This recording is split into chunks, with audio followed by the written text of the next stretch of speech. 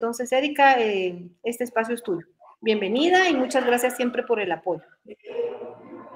Gracias, pues muy buenas tardes. Vamos a iniciar. Mis disculpas porque había sido programada esta actividad para el día viernes, pero se nos cruzaron otras actividades y ya no fue posible, pero qué bueno que ya estamos para ver esta presentación. Voy a compartir mi pantalla para que veamos el documento. Sí voy a pedirles que pues anotemos las preguntas para el final, porque cuando comparto la presentación, pues a veces pues ya no logro ver lo que ponen en el chat, pero igual vayan anotando para resolver las dudas. Vamos a empezar entonces con el tema. Solo me confirman si ya se puede ver. Sí, ya se puede ver, Erika. Gracias.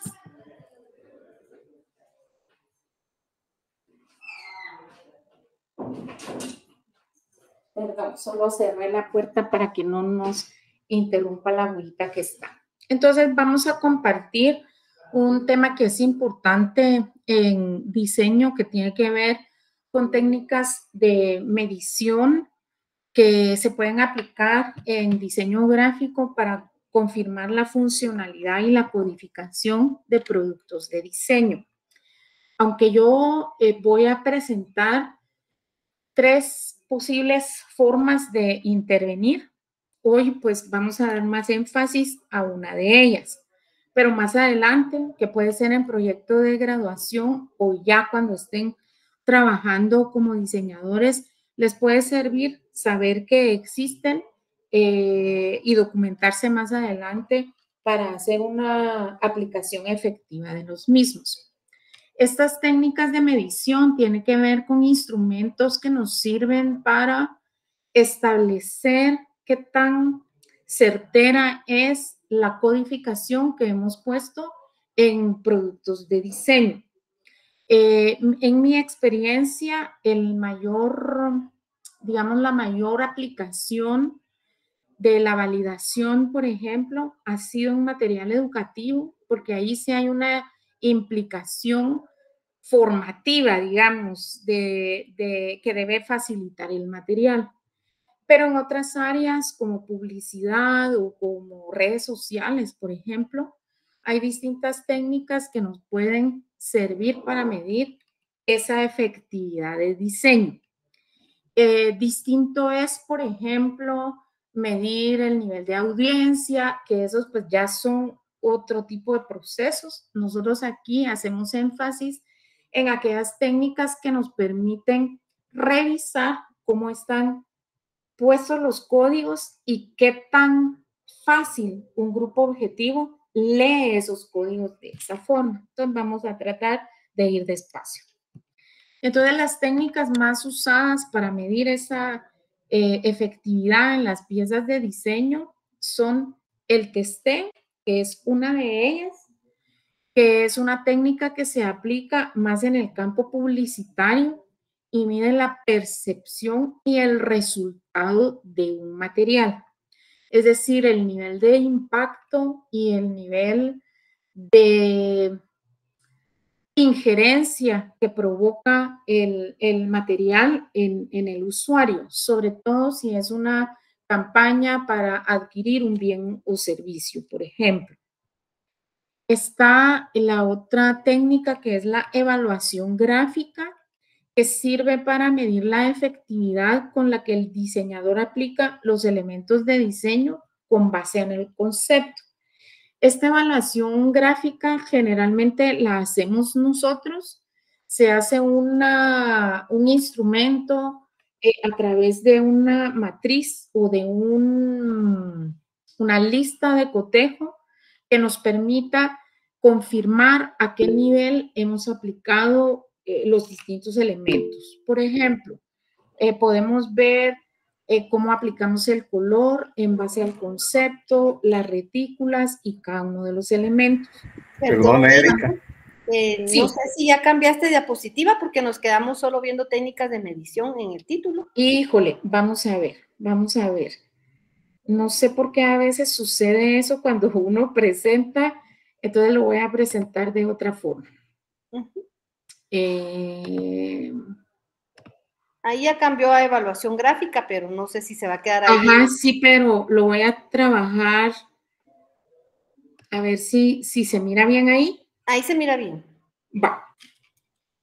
Entonces, la evaluación gráfica, que es una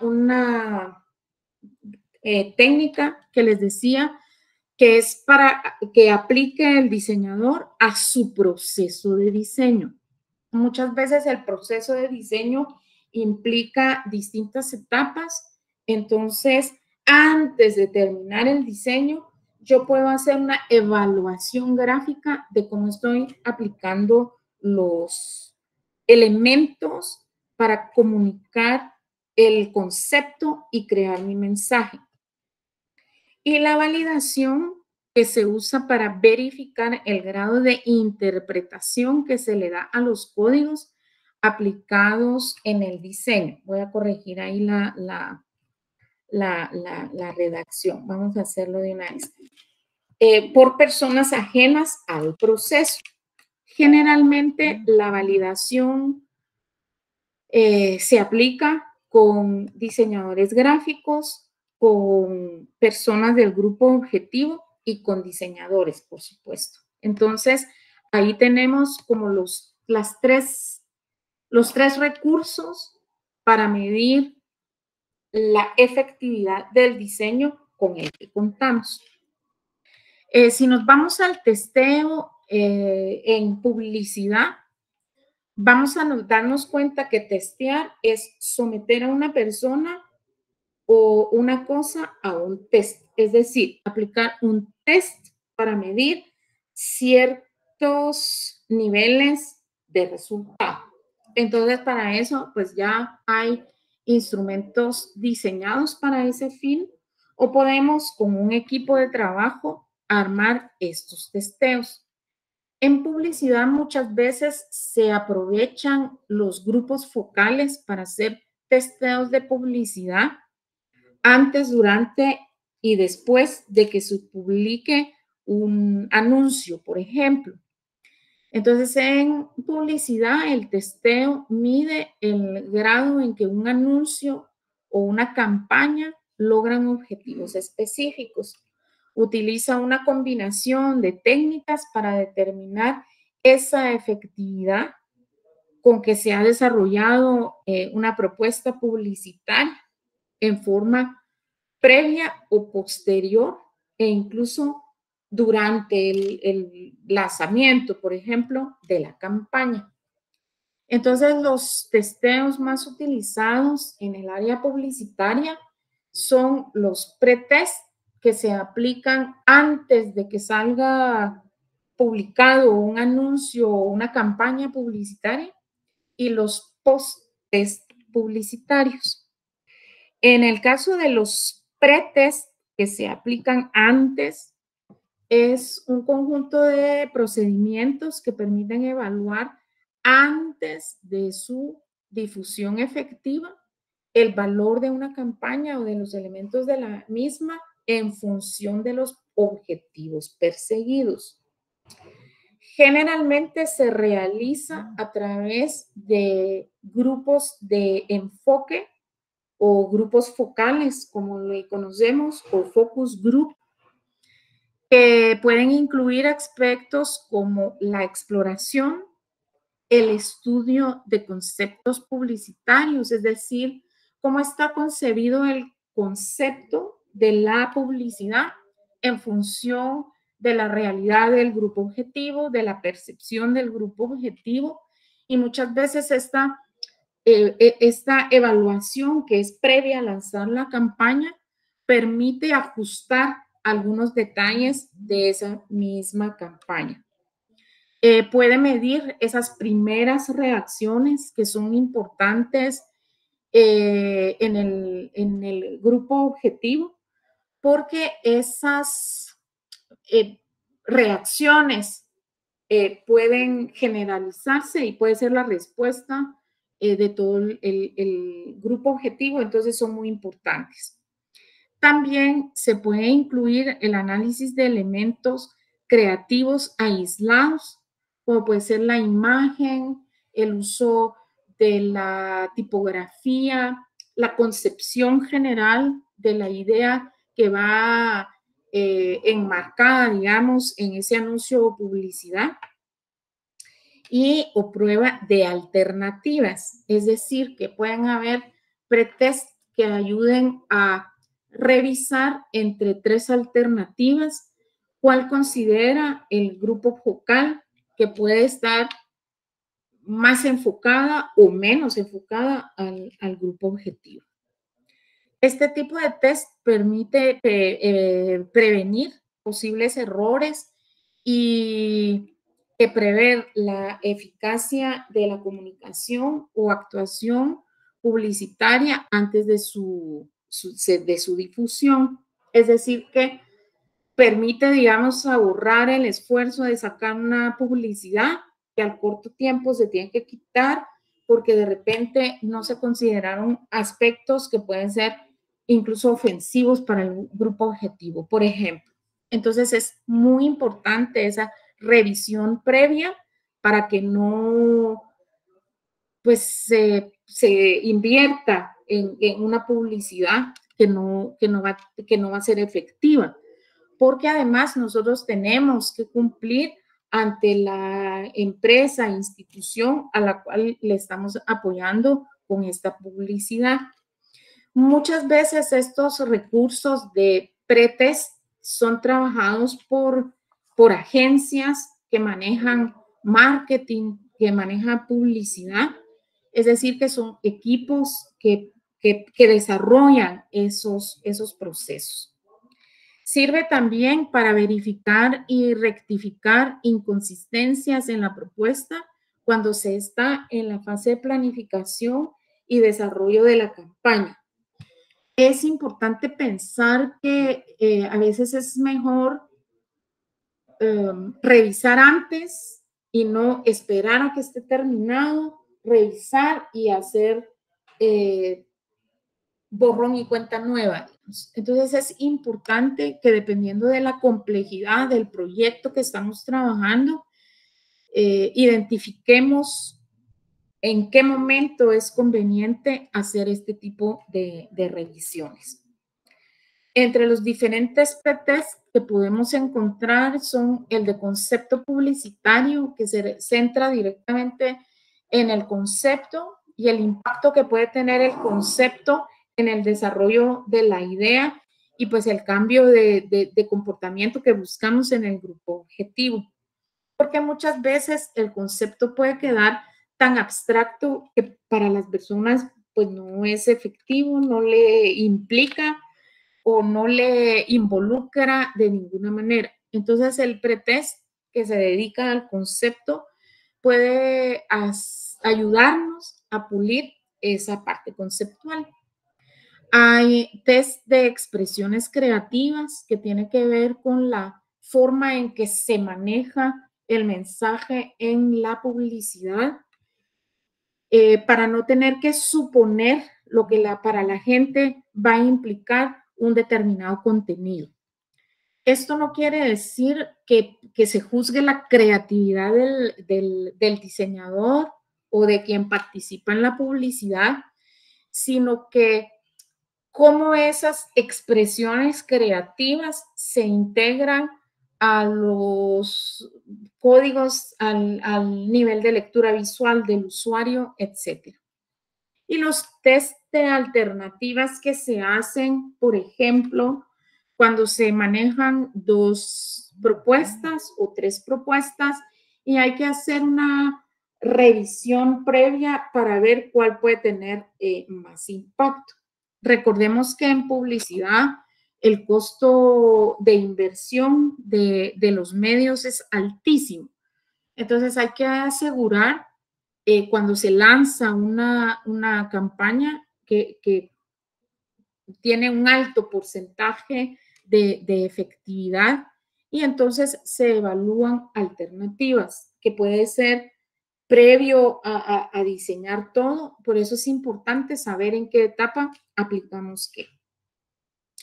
Después tenemos los post-test que se aplican ya posterior a la campaña, porque cuando se desarrollan campañas de bien social o comerciales, es importante saber qué efecto ha tenido la campaña en el alcance de los objetivos que se proponen. Entonces, los post-test es ese conjunto de técnicas o procedimientos que permiten la evaluación de la eficacia publicitaria durante o al final de la campaña. Es decir, ¿qué pasa cuando ya se publicó, cuando ya se dio a conocer? Si para la gente representó el impacto que se necesitaba, si hay una reacción en relación a la campaña. Entonces, también esa parte es importante. Se refiere entonces a cómo se ha recibido el código publicitario. Pretenden conocer entonces cuántas personas del público han estado en contacto con la campaña, cómo han percibido el mensaje publicitario y cuáles son sus reacciones. Estos post-its pueden ser incluso cuestionarios, que haya un acercamiento directo con las personas, porque sí es importante saber qué resultados va teniendo la campaña.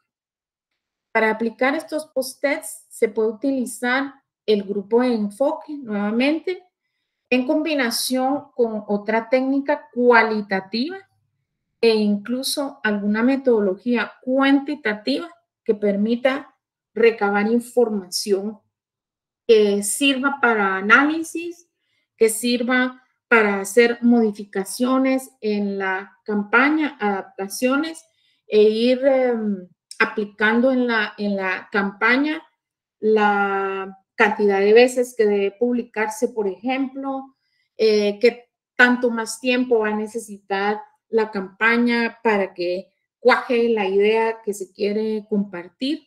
Entonces hay muchas razones por las cuales puede ser importante aplicar estos post-test. Ellos miden no solo el nivel de comunicación, sino también el grado de recuerdo.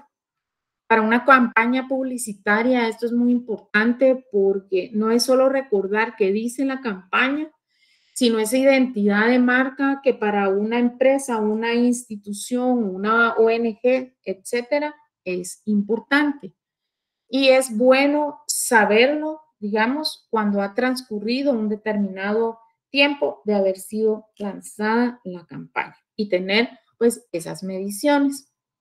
Los principales métodos que se pueden aplicar de post-its son en función del recuerdo, que es importantísimo, porque es un parámetro de medida importante. A veces, aunque uno no recuerde todo, recuerda una frase que le impactó, recuerda una tonada de música que le caló, digamos, y eso ya es un indicador importante de que la campaña está generando reacción en el grupo objetivo. Otro es el recuerdo a las 24 horas, que trata de medir el impacto y la penetración del spot, del anuncio o de la publicidad completa al día siguiente de su primera emisión en televisión o en los distintos medios masivos en donde se coloque. Para esto hay empresas encargadas de realizar este tipo de mediciones que para quienes lanzan la campaña puede ser importante. Y para nosotros, diseñadores, un espacio de aprendizaje importante, de tomar en cuenta, pues, qué dicen las personas después de publicado un determinado contenido. Los post-its en función de las ventas, por supuesto, si la campaña es dar a conocer un nuevo producto, la idea es que el consumidor compre ese nuevo producto.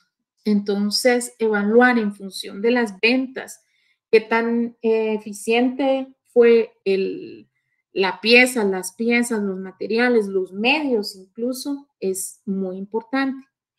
También están los post-its en función de las actitudes, que trata de averiguar si el producto tiene la imagen deseada y que se ha planificado comunicar. Recordemos que aunque nosotros tenemos muy claro que trabajamos para grupos objetivos específicos, que nos interesa profundizar en cómo son ellos para que nuestro mensaje interactúe directamente en relación a ellos, a veces pues pueden quedar sueltas algunos hilos que hay que amarrar. Y este post-test en función de las actitudes, pues sí permite medir pues no solo la reacción, sino las actitudes que provoca una publicidad posterior a comunicarse. También se puede aplicar test de eficacia de la publicidad. Estos son de naturaleza cuantitativa, es decir, que da mediciones y datos numéricos que relacionan los fenómenos observados en el mercado con otras variables explicativas relacionadas con la publicidad. Y para eso ya hay parámetros establecidos que nosotros podemos aprovechar para su aplicación. El segundo gran parámetro es la evaluación gráfica. Esta es una herramienta que nos permite a nosotros como diseñadores confrontar nuestra toma de decisiones con respecto a los elementos y criterios de comunicación que se han aplicado para transmitir el concepto creativo. Aquí es importante que nos olvidemos de la concepción de que nuestros trabajos son como nuestros hijos y que no somos capaces de ver que algo no está funcionando bien. Para poder aplicar la evaluación gráfica, tenemos que utilizar instrumentos objetivos. No puede ser solo, ay, yo siento que sí me quedó bien. Ay, a mí me parece, porque pues son percepciones no objetivas que no necesariamente nos van a ayudar a respaldar nuestra toma de decisiones o transformar alguna toma de decisión y adaptarla a una mejor. Entonces, nos permite también determinar si estamos en el proceso de bocetaje, cuál de las opciones es la que mejor responde al problema detectado. Puede hacerse de manera informal o formal. Aunque sea informal, tiene que haber una serie de parámetros que me sirvan para hacer. Ejemplo, yo puedo estar haciendo un logotipo, como les tocó a ustedes en el primer proyecto, y de manera informal yo voy cotejando algunos elementos que yo vi clave en mis premisas de diseño. Yo pude haber establecido que yo quiero un equilibrio oculto, que ese equilibrio transmita X sensaciones, por ejemplo. Entonces, cuando yo estoy bocetando, yo tengo eso en mente como criterio. No necesariamente tengo que tener un instrumento, sino yo me acuerdo que yo en las premisas puse un equilibrio oculto. Entonces, cuando veo yo los bocetos que estoy trabajando, me parece interesante esta forma, pero no es claro el equilibrio oculto.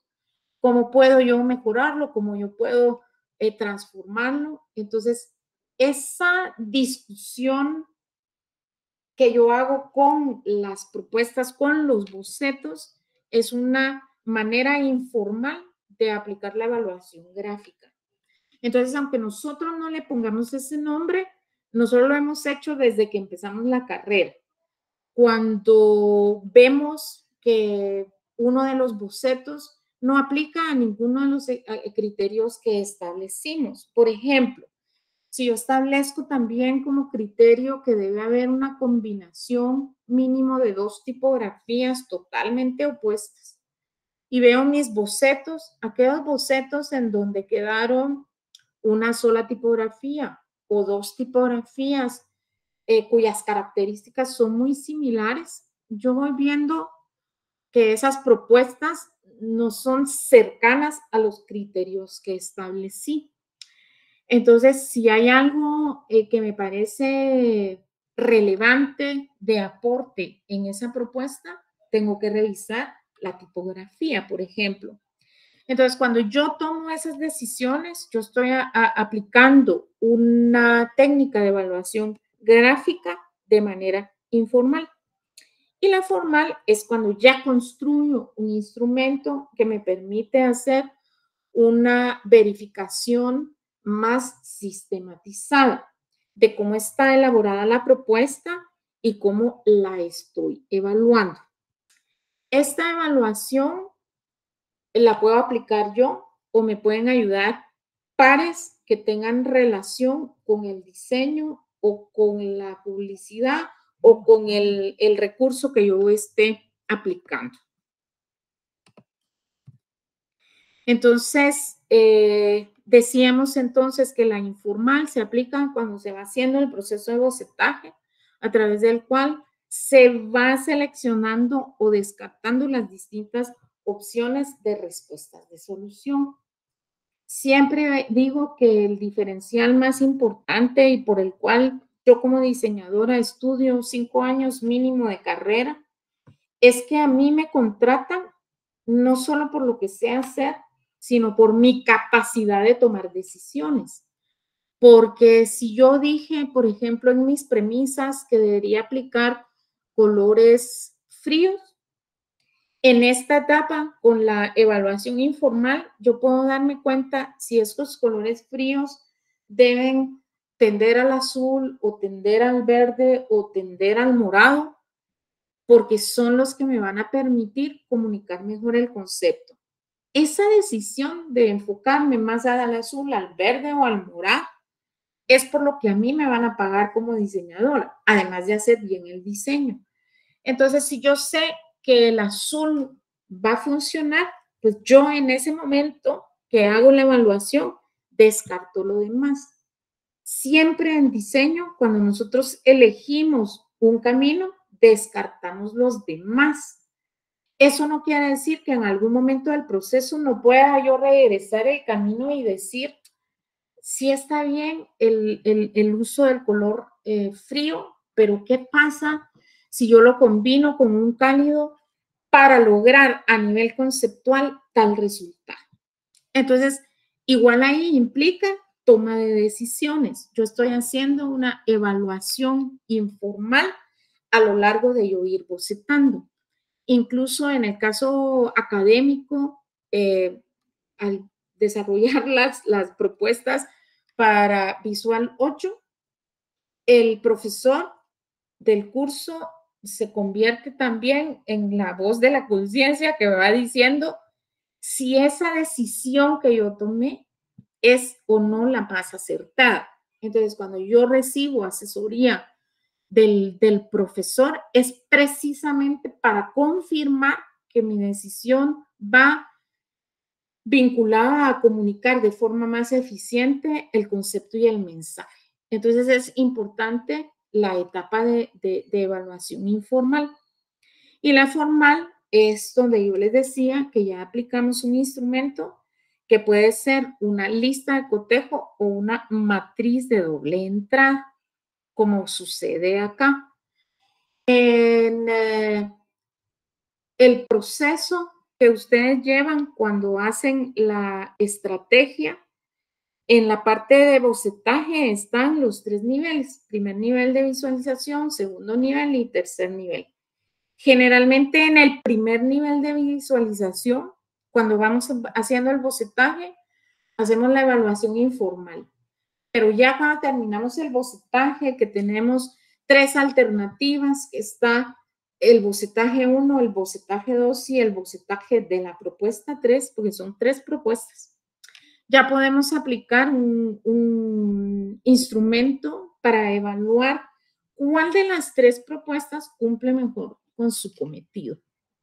Entonces, podemos hacer una lista de cotejo. En este caso, tenemos el parámetro y si ese parámetro se cumple bien, se cumple regular o se cumple mal en función del concepto, del objetivo o del mensaje que se quiere trasladar. Entonces, una pregunta es, por ejemplo, ¿el tipo de letra refleja la identidad del producto? Porque eso se estableció desde las premisas. O sea, yo quiero un tipo de letra que refleje la identidad del producto. Cuando yo veo el boceto 1 o el grupo de bocetos 1, el 2 y el 3, yo ya puedo establecer si está bien, regular o mal. En este caso voy a tener una lista de cotejo por cada grupo de bocetos, el grupo 1, el grupo 2 y el grupo 3. Y entonces evalúo todos los parámetros y la propuesta que tenga más bien es la que va a ir ganando. Eso me va a permitir a veces que hay 3 bocetos, de esos 3 bocetos, el 1 tiene la mitad de bien y el 3 tiene la mitad de bien. Una posibilidad de decisión es que yo integre lo bien del 1 y lo bien del 3 para hacer una cuarta propuesta que esté mejorada, digamos, y así va a ir haciéndose mi proceso de bocetaje, pero también mi proceso de evaluar qué tan eficiente es el uso de los códigos para trasladar el concepto. Y la matriz de la doble entrada es que tenemos las 3 opciones de boceto y yo mido de 1 a 3, está este ejemplo, pues puede ser de 1 a 5 o de 1 a 10, dependiendo de lo que les ayude más a entender ese parámetro. ¿Qué tanto se aplican estos criterios? En este caso se está evaluando la calidad estética, si el color representa el concepto desde psicología, porque acordémonos que el color también se puede aplicar desde la semiótica, aquí es desde psicología. Entonces yo cuando hice mis premisas puse, pues yo quiero utilizar colores cálidos para reflejar, colores fríos, perdón, para reflejar frescura. Entonces, esto es lo que yo tengo que considerar como parámetro para cuando a la opción 1 le ponga 3, a la opción 2 también le ponga 3, pero a la opción 3 le ponga 1. Quiere decir que la opción 1 y 2 tuvieron mejor resultado en la aplicación de ese criterio. Entonces, aquí ponemos los criterios que hemos establecido en las premisas, porque a veces me ha tocado que se inventan los criterios solo porque hay que evaluar. Eso no nos va a servir de mucho, digamos, sino en las premisas y a partir del bocetaje sabemos cuáles fueron los criterios aplicados para los 3 bocetos o los 3 grupos de bocetos y yo tengo que evaluar cuál es más eficiente. O sea, en cuál logré esa calidad estética, ese color que representa el concepto desde psicología, etcétera. Entonces, son instrumentos que van a ser muy importantes. Hay proyectos, sobre todo si son muy complejos o tienen que ver con grupos objetivos muy amplios, que yo pueda ir evaluando conforme lo voy haciendo. O sea, no esperar hasta terminar todo y decir, ups, aquí esto no se entiende bien o no es claro, o no se comprende o se alejó del concepto. Los parámetros para la evaluación de una pieza gráfica son muy importantes para el diseñador y deberán tenerlos muy presentes a la hora de argumentar su diseño. Entonces es importante que esos criterios que se establecen en las premisas, porque a veces siento yo que las premisas las tomamos como un contenido que no entendemos. Hay estudiantes que me dicen, mire, pero ¿cómo puedo yo establecer premisas si no he bocetado? mi cuestionamiento es al revés. ¿Cómo puede bocetar sin establecer su premisa primero? Está como que yo diga, es que yo me voy a ir de viaje mañana. ¿Y a dónde? No sé, pero me voy a ir de viaje mañana. Pues si yo no establezco un criterio, un parámetro, pues puede que llegue mañana y no me vaya a ningún lado o no llegue a ningún lado porque no hay establecido una ruta de acción. Las premisas en diseño son esa ruta de acción y yo tengo que ir evaluando si me salí del camino, si voy bien, si tengo que adelantarme, si tengo que ir por un desvío porque más adelante está tapada una carretera, etcétera. Esas son las premisas y por eso son tan importantes. Y yo siento que a veces ponemos las premisas y después bocetamos como querramos. Se nos olvidó el concepto, se nos olvidaron las premisas, entonces también cuando evaluamos no tiene mayor sentido, porque pareciera que diseñamos al sentimiento y no con parámetros preestablecidos. Entonces surge la pregunta, ¿cuáles son los aspectos que se deben considerar a la hora de evaluar una pieza gráfica cuando nosotros vamos en ese proceso de bocetaje? Algunos criterios de pertinencia en relación al concepto que se pueden evaluar son la estética, por ejemplo. Yo pueda que haya dicho, no, pues es que yo quiero utilizar un flat design porque quiero hacer un diseño minimalista. Por ejemplo, yo establecí eso como criterio en mis premisas. Yo tengo que evaluar esa estética.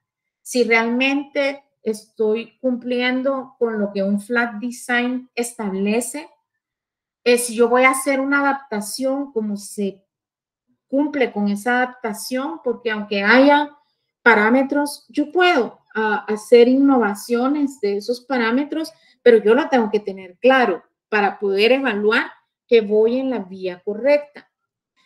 Puedo también evaluar la técnica y las normas de composición. Si yo establecí, por ejemplo, que quiero una retícula jerárquica porque quiero dar énfasis a un elemento y que mi composición tenga directamente un punto focal, pues yo voy a evaluar estas normas de composición para determinar cuál de los bocetos cumple mejor con ese punto focal que es clave en esa pieza de diseño, porque yo quiero generar una reacción específica y yo tengo claro que con ese punto focal, sobre todo si es una fotografía, va a impactar.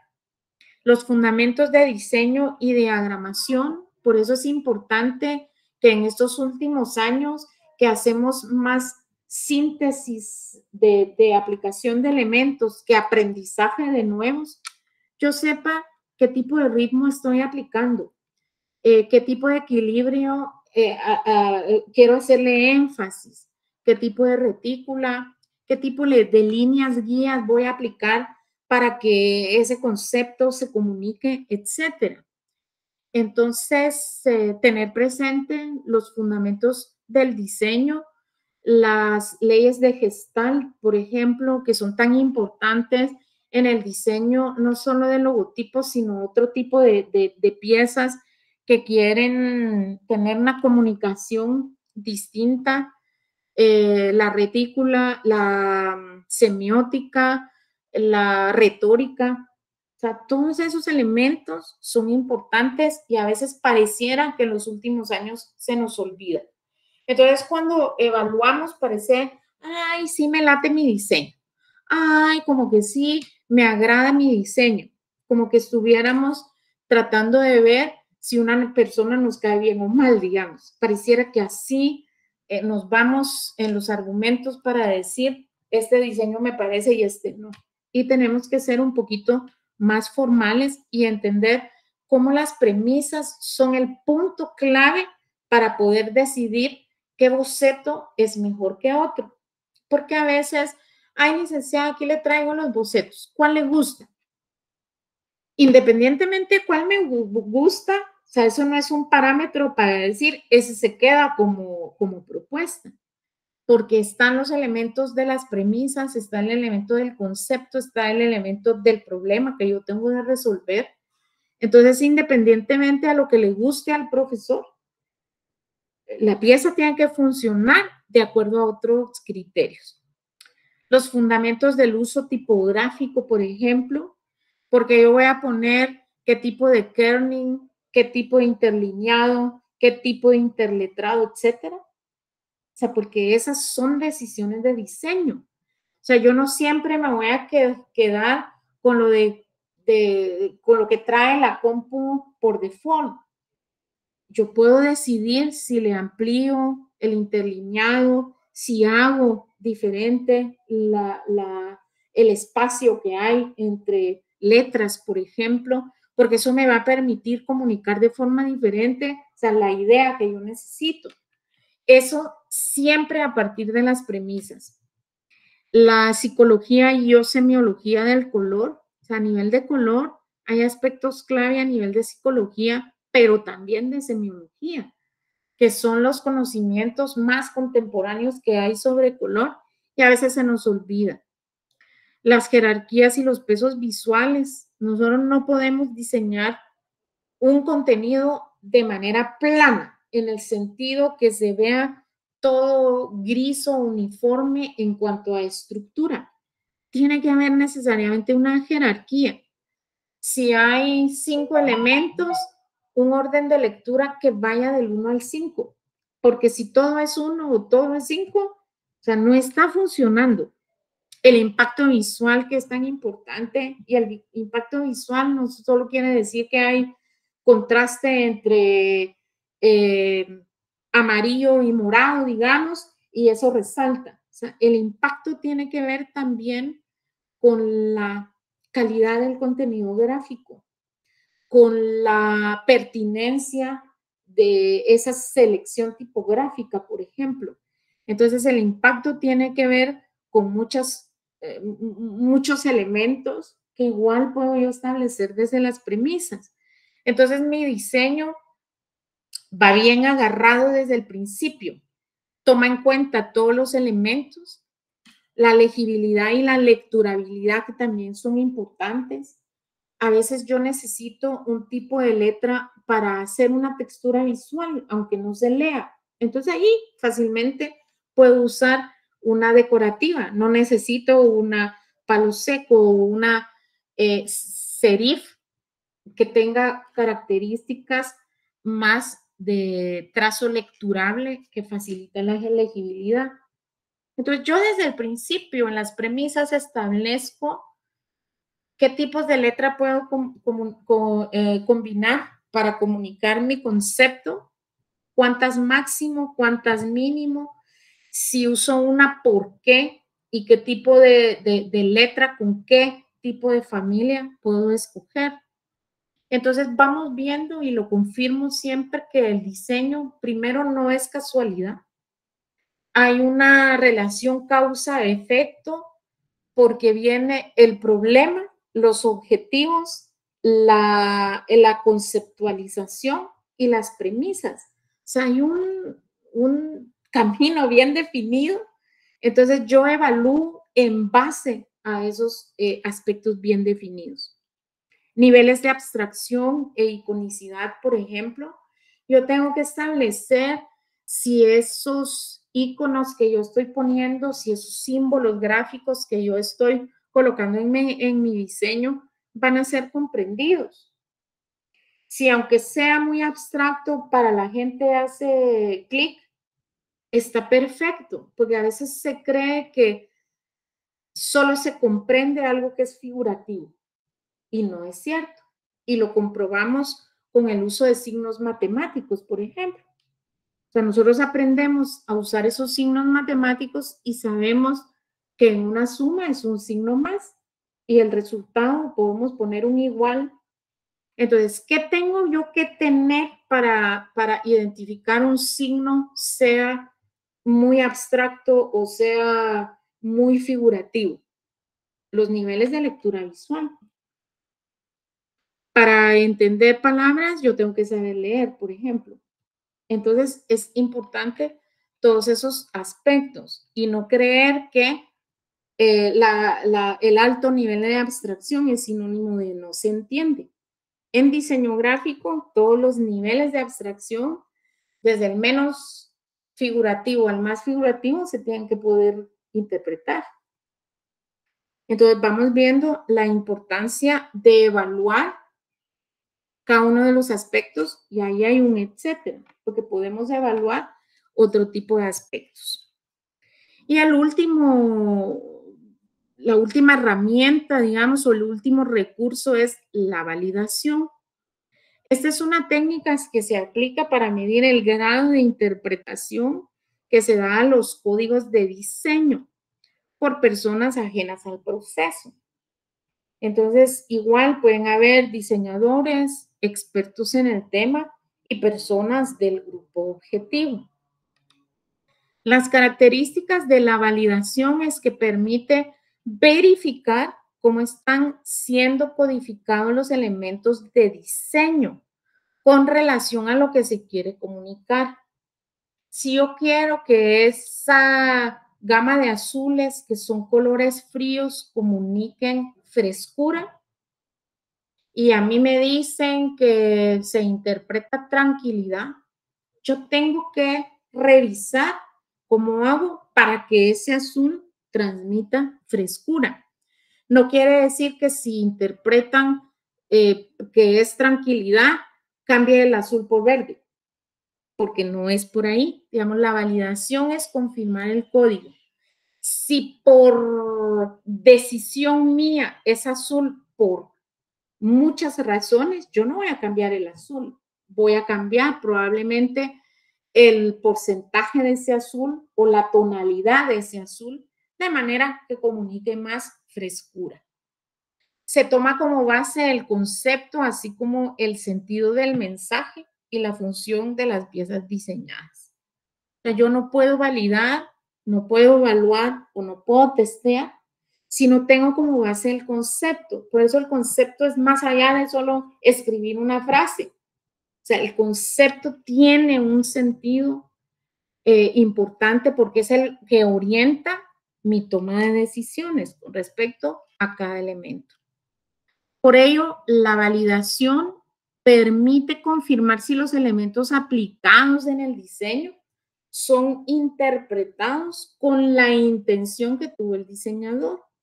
Se utiliza para conocer el punto de vista de estas personas con respecto a qué se interpreta con los elementos utilizados. Y eso es importante, porque la validación no es para saber si está bien hecho o mal hecho el material, es para confirmar significados de los códigos. Pero a veces he oído que dicen, ay, no te preocupes porque ya vas a validar y ahí te van a decir si está bien hecho. Pero tú ahorita no te preocupes. Eso no es cierto. O sea, si yo como diseñadora no sé si está bien hecho o mal hecho un material, me dedico a otra cosa, me importa. Porque entonces yo en la validación no estoy pidiendo opinión de si está bien hecho o no el material. Yo pido confirmación de códigos, porque ni siquiera es opinión. Entonces yo tengo que saber si para la persona el azul que yo estoy usando refleja frescura. Punto. No hay más. Porque si está bien hecho o está mal hecho, eso yo ya lo sé como diseñador. Yo sé cómo tomé mis decisiones y entonces esa parte sí es importante en la validación. Que no creamos que es para que nos diga si están bien hechos, porque si no aquí, como he dicho otras veces, sale mejor contratar al que valida y no al que diseña. Porque pareciera que el que diseña no sabe cómo hacer algo bien. Entonces, esta parte sí es bien importante. También les recomiendo que no nos asusten la validación. Ay, es que tengo miedo que me voten mi proyecto en la validación. Eso no puede existir, porque la validación, vuelvo a repetir, es confirmar códigos, no ver si está bien hecho o mal hecho el material. Si yo voy a la validación sabiendo que no tomé con seriedad las decisiones con respecto a los elementos, ahí la validación sí va a estar complicada, porque las personas no van a interpretar el código. Entonces, eso es lo que me interesa en la validación. Incluso a veces nos sentimos tranquilos porque el 80% dijo que entendía frescura y el 20% dijo que entiende tranquilidad. Entonces, a veces me dicen, ay, está bien, porque si el 20%, solo el 20% dijo tranquilidad, o sea, el 80% gana. En validación no es así. En validación ese 20% es el más importante. Porque si de 10 personas, 2 no interpretan el código, a eso ya le tengo que poner atención. Pero no es para preocuparme, sino es para ver qué decisiones tomo para que se reduzca ese 20% de personas que no interpretan frescura, sino tranquilidad. Entonces, espero que esto vaya quedando claro porque sí es importante. Primero, reconocer que la validación no es juzgar mi trabajo, es confirmar los códigos que yo decidí poner en mi trabajo para comunicar tal cosa. Y lo segundo es que no le tengo que tener miedo a una validación, porque la validación es solo confirmar si esto va viento en popa o tengo que hacer una mejora en el camino. Y entonces eso me da, o sea, una paz mental más clara en cuanto a qué significa evaluar o validar un material. En la estructura, digamos, de la validación existen dos tipos, la técnica y la de campo. La técnica es la que se aplica para medir la estructura física del material, la cual incluye los aspectos de forma y los fundamentos de diseño aplicados en la propuesta. Es decir, el nivel de abstracción de las ilustraciones, su pertinencia en relación a la identidad con el grupo objetivo, etc. O sea, son esos elementos de la estructura física lo que yo mido en la validación técnica. Se concentra entonces o se concreta a los elementos de diseño y se realizan en un periodo de tiempo específico y es responsabilidad directa del diseñador.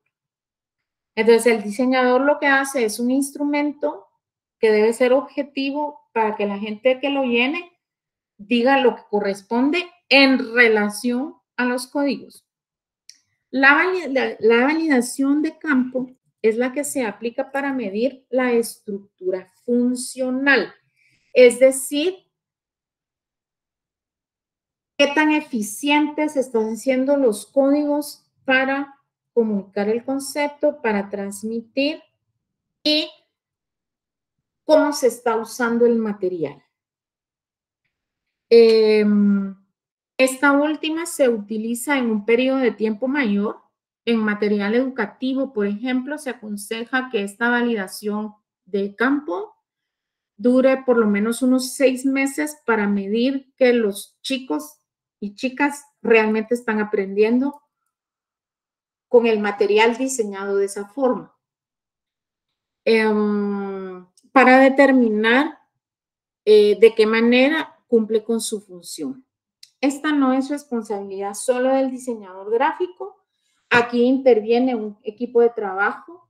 Si es material educativo, pues estará el facilitador, está la institución, está otras personas que tienen que vincularse con el proceso para ver si funciona.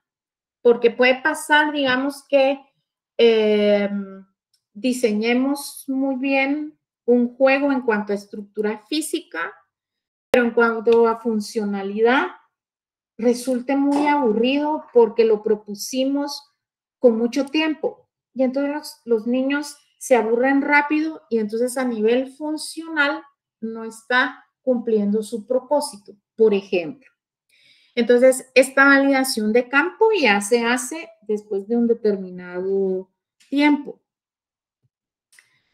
Los criterios para construir el instrumento de la validación técnica, que es lo que vamos a aplicar nosotros este semestre y probablemente cuando ya estén en su proyecto de graduación 2 y el EPS, siendo el objetivo principal del mismo generar el recurso para hacer una medición objetiva de cómo se interpretan los códigos de diseño aplicados en la propuesta, su construcción debe responder igualmente a parámetros objetivos que no influyen o direccionen las respuestas de las personas.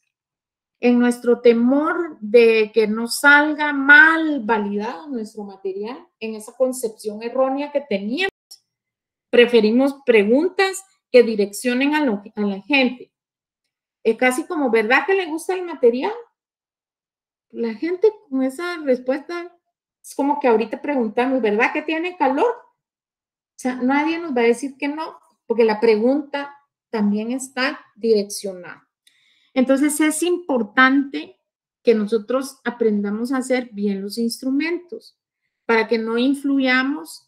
Y entonces, como ya aprendimos que no nos debe asustar la validación, porque es como tener un termómetro para medir ciertos aspectos que me permiten tomar mejores decisiones. O sea, yo me siento más confiada y procuro hacer buenas preguntas en mi instrumento. Por ello, para la construcción del instrumento es importante tomar como base el concepto y los códigos de diseño que se han determinado en la propuesta.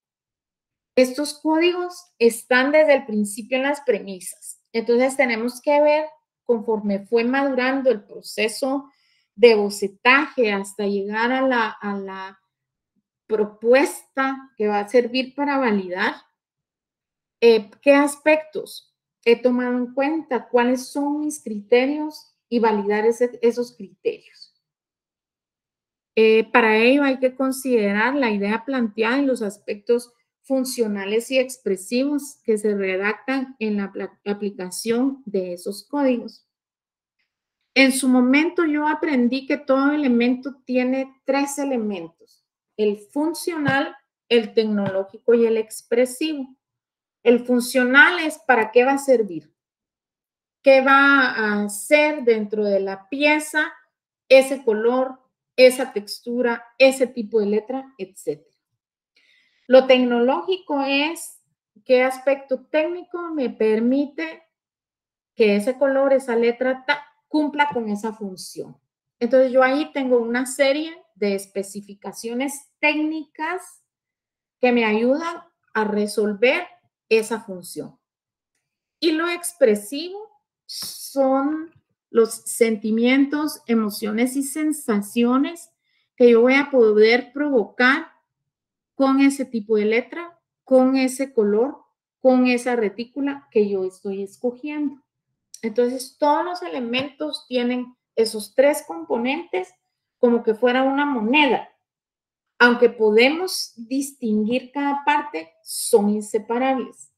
Entonces, cuando un elemento no expresa nada, casi que me atrevería a decir que está de más.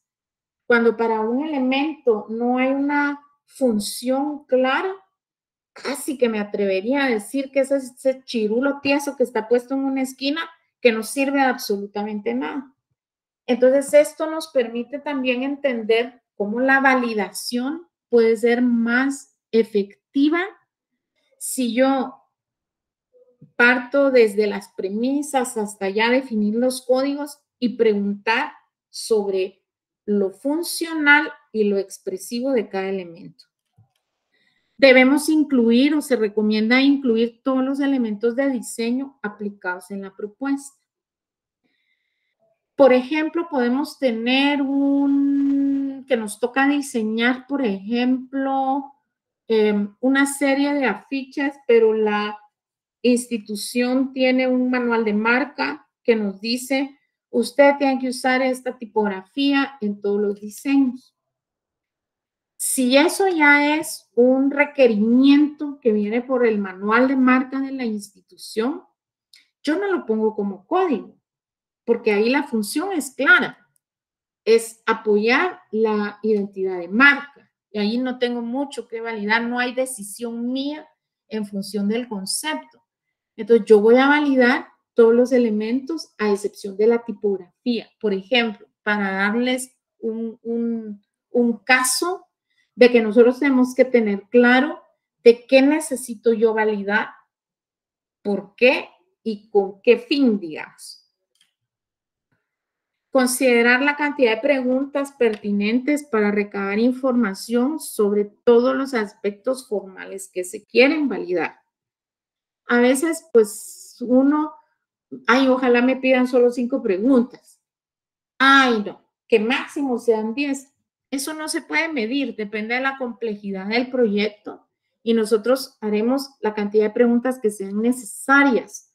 O sea, no pidamos que el profesor nos diga cuántas preguntas quiere, porque dependerá del proyecto. Claro, uno muchas veces como profesor pide un mínimo, porque si no, el estudiante trae solo 2 preguntas. ¿Le gusta el material? ¿Y usaría usted el material? Casi que solo esas preguntas, que igual ahí ni están validando nada de los códigos. Entonces sí tenemos que tener cuidado. Entonces, el instrumento, mientras más completo es mejor en función de con quién estoy validando. Sé por experiencia que si es un instrumento para el grupo objetivo que tiene menos conocimiento de diseño, ahí probablemente las preguntas sean menos. Entonces, lo que sí tengo que procurar es que si yo voy a validar con diseñadores, con expertos en el tema y con personas del grupo objetivo, los elementos que yo valide en los 3 instrumentos tienen que ser bajo los mismos parámetros. Y puede que el diseñador le pueda preguntar más técnico, al experto en el tema voy a aprovechar a validar algunos aspectos de contenido en cuanto a si es suficiente, por ejemplo, la información. Entonces, sí es importante hacerle tiempo a la construcción del instrumento, no hacer las preguntas solo porque sí o porque le vi a un compañero que preguntó esto, yo le voy a preguntar, porque primero digamos, el proyecto del compañero tiene otro concepto, tiene otros parámetros, entonces tener cuidado en eso, porque si no, igual vamos a hacer un instrumento que no nos va a servir para absolutamente nada, y eso sí no queremos. Debe redactarse entonces con el lenguaje que responda al nivel de comprensión de cada grupo. Los expertos del diseño pueden ser más técnicos. Al diseñador le puedo preguntar sobre tipografía, al grupo objetivo sobre letra, sobre forma de la letra, la forma de la letra. Que sí es importante diferenciar entre la letra y el texto, porque a veces a mí me ha pasado que mis estudiantes me lo confunden y no tienen nada que ver la tipografía con el texto. Entonces, que revisemos esos parámetros. En este sentido, el instrumento que se dirige a otros diseñadores será el redactado de manera más técnica, porque tienen los conocimientos.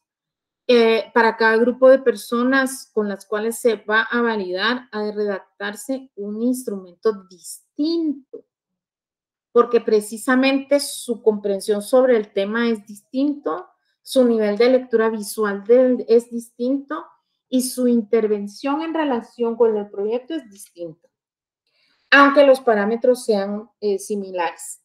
Si estoy validando el color, los rangos de respuesta tienen que ser similares, digamos, porque si no, estoy validando cosas diferentes y no voy a poder tener resultados que yo pueda integrar. Colocar los parámetros dentro de los cuales las personas puedan hacer una elección libre. El color aplicado en la propuesta se asocia con, y pongo mis 3 parámetros. Sugiero que sea un número impar de parámetros para que no parezca que es un sí y no disfrazado. El tipo de letra usado es fácil de leer, difícil de leer, confusa. Si la función de la tipografía era facilitar la lectura, por ejemplo. ¿Hay algún elemento que está de más? Si no, ¿cuál?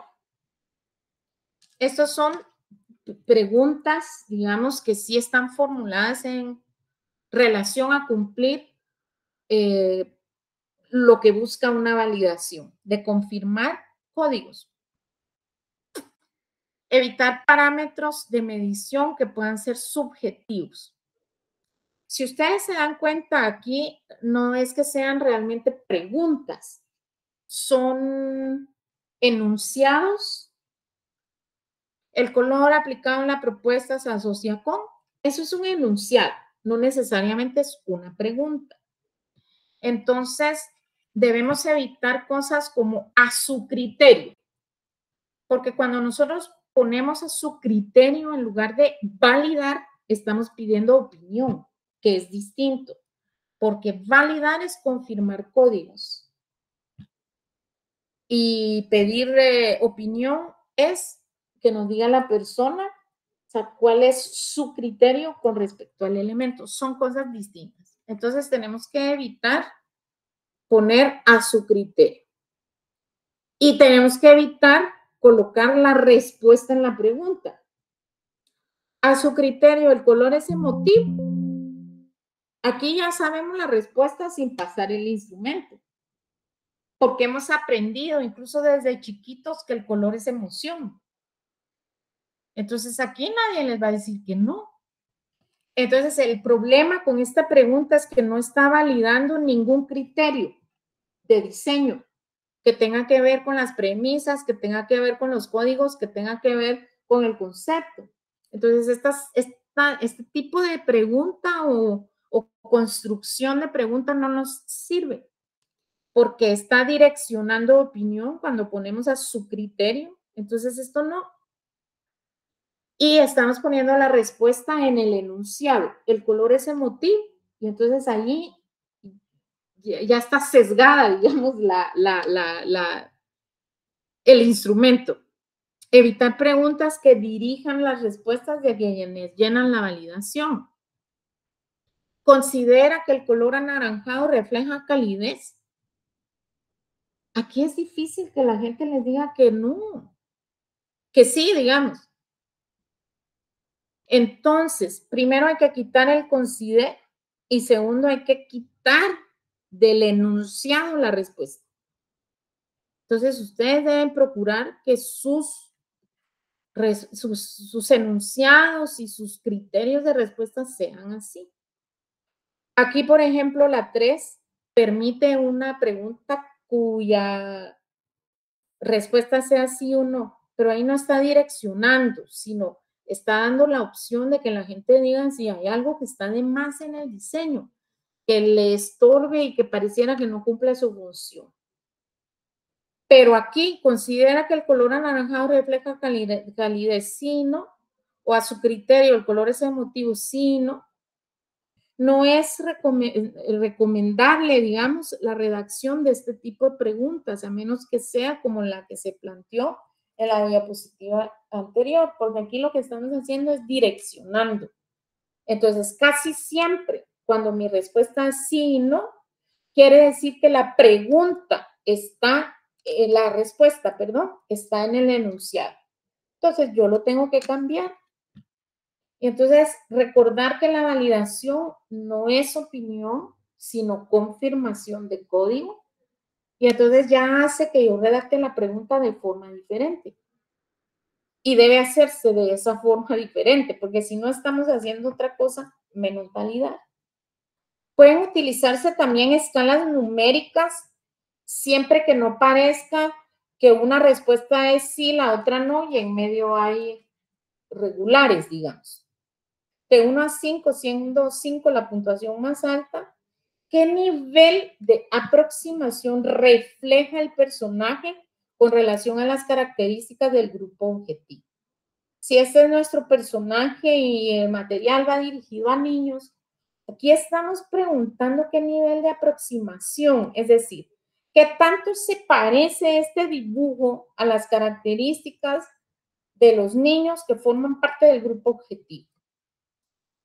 Aquí no hay una relación de sí y no, sino yo puedo saber que 1 es que no se parece mucho y 5 es que sí se parece mucho. ¿Qué conviene aquí? Que se parezca mucho. Entonces, si hay alguno que me pone 1, yo tengo que revisar si es que no tengo que cambiar alguna proporción, si es que no tengo que ayudarme en algo, si es que, o sea, que tengo que ayudar a mejorar en la estructura para que esto sea 5 como respuesta. Entonces, que alguien me diga 1 no quiere decir que está mal hecha mi representación gráfica, que es lo que yo necesito que entendamos. Porque a veces, ay, es que tengo miedo de validar porque me van a decir que está feo mi material. Eso no puede suceder de ninguna forma, a menos que sí yo haga un monstruo de material.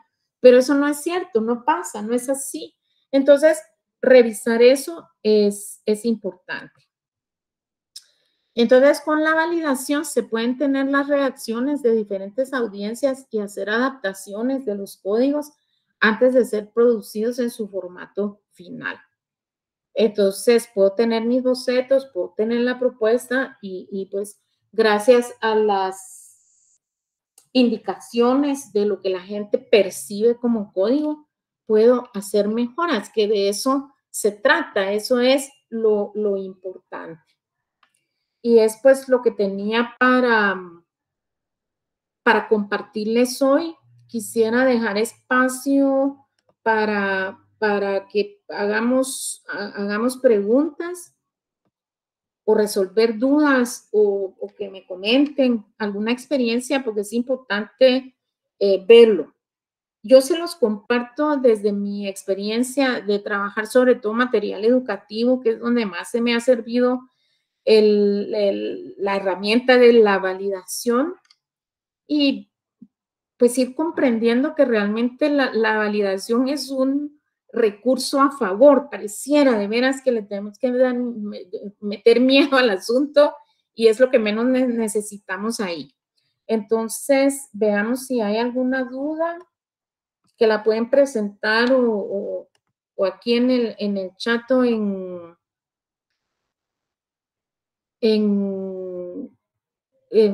viva voz.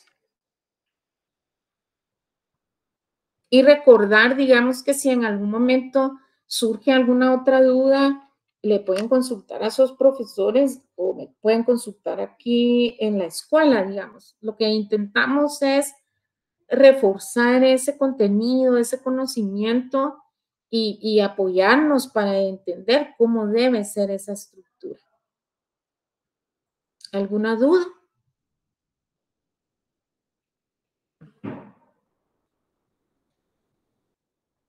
Pareciera que no. Entonces, agradecerles la atención. Yo de veras espero que nos ayude a comprender que es un recurso valiosísimo, es una herramienta importante y para quienes estén en proyecto 2 y después el semestre entrante, van a ver que es parte del proceso que está incorporado en la guía, digamos, porque sí es clave para el proceso desde que planteamos las premisas hasta que ya está la propuesta antes de irse a imprenta o antes de publicarse si es digital y nos ahorra recurso, tiempo, energía, etc.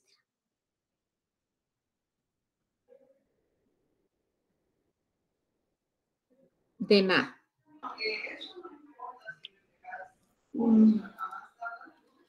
Muy bien, entonces esperamos que esta información y toda esta conferencia que es de alto contenido les sirva, no solo para el proyecto del juego educativo, que es el que van a tener que validar, sino también para los proyectos de EPS y de proyecto de graduación, ¿verdad? Entonces, lo importante de esto es que se lleven esto, que lo vean, porque posiblemente ahorita no tengan dudas, más adelante cuando ya estén haciendo sus herramientas van a surgir dudas y pues ahí las tendremos que ir resolviendo. Creo que la conferencia de Erika es muy específica, es muy clara, no deberíamos de perdernos en cuanto a lo que nos acaba de presentar.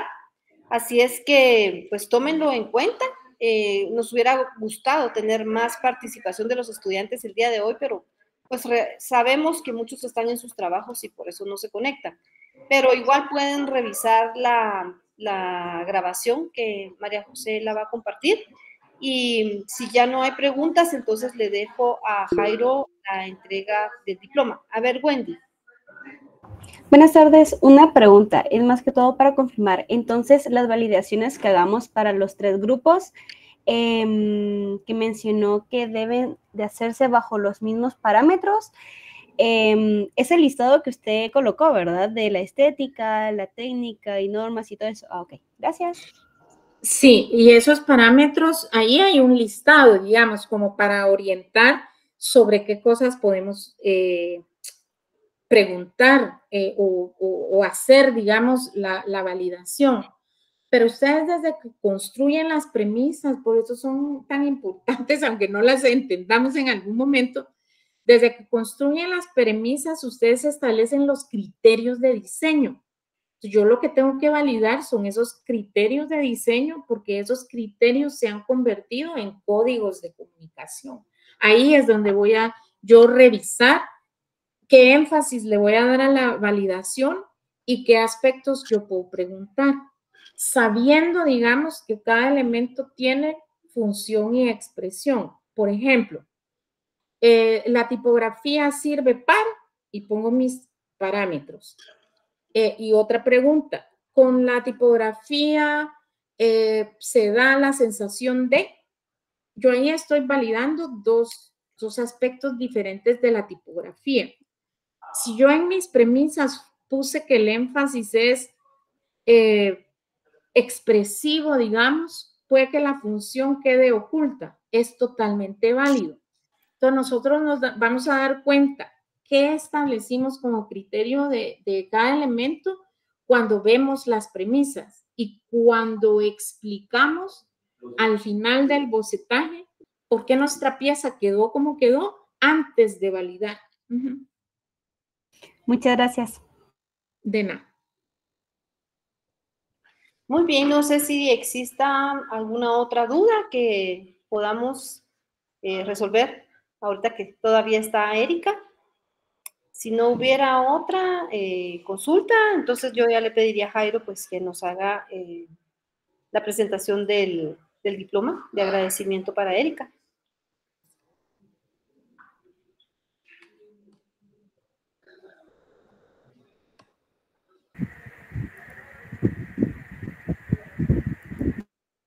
Permítame un momento que me dio un error acá. Voy a intentar compartir nuevamente.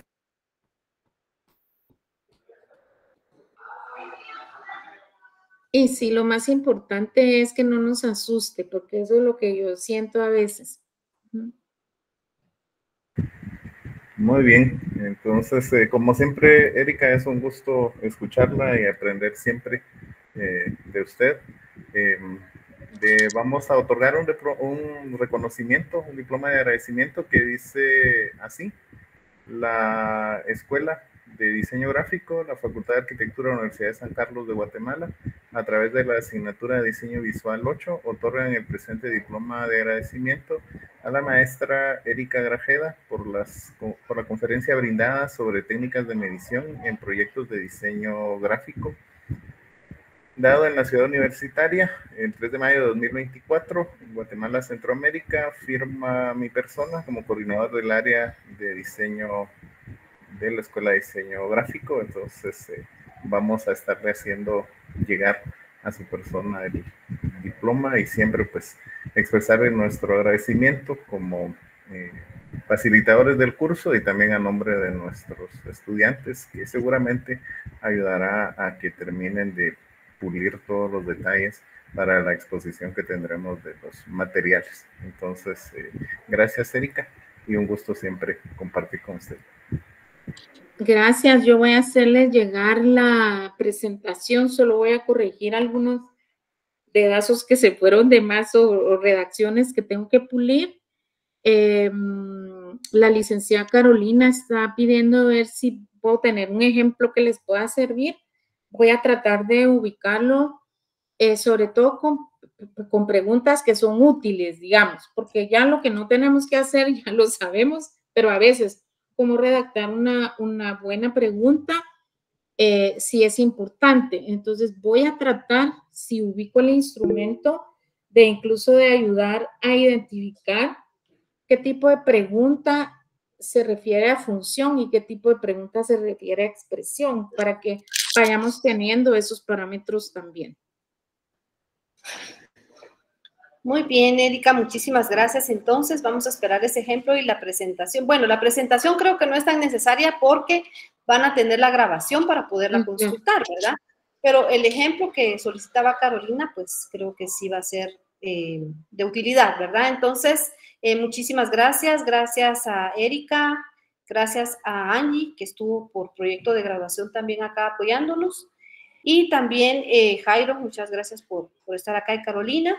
Y también María José por hacer la grabación y poderla subir para que la puedan consultar todos los compañeros. Así es que muchas gracias y muy feliz tarde. Buenas tardes.